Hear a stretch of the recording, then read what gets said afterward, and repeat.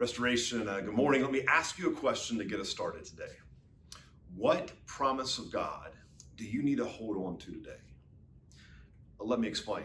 This past Sunday, we began a brand new series, traveling through, studying the book of Titus to kind of answer the question, for those of us who have given our lives to Jesus, what's next? For those of us who gave our lives to Jesus last week or last year or 30 years ago, and yet we find ourselves kind of stuck in the same place, haven't really grown very much. Well, what's next? And so we kind of answered that question a little bit last Sunday, and we'll continue to answer that question over the next couple of weeks.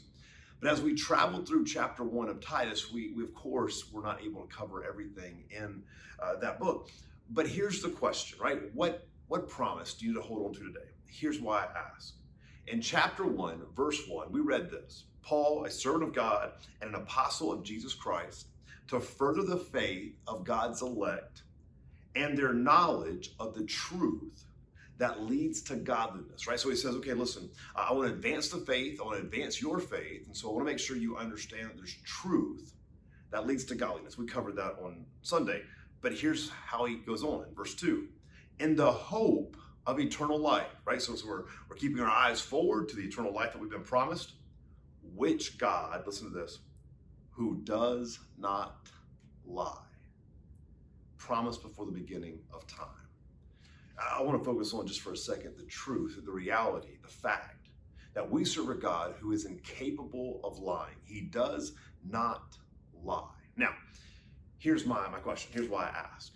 Many of you right now this morning, you are anxious, you are worried, you are depressed, you are whatever the case may be. Here's my question. What promise of God are you not believing right now? What promise has God made that you are not believing right now? For some, do we really believe that God formed us in our mother's womb fearfully and wonderfully?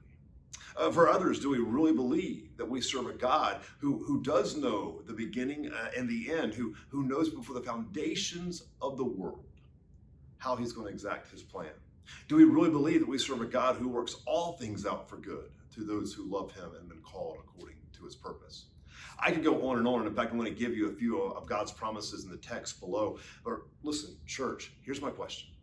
Today, as you go to work, as you're at work, wherever you're at right now, as you're staying at home, raising the kids, whatever you're doing, what promise of God do you need to grab hold of this morning?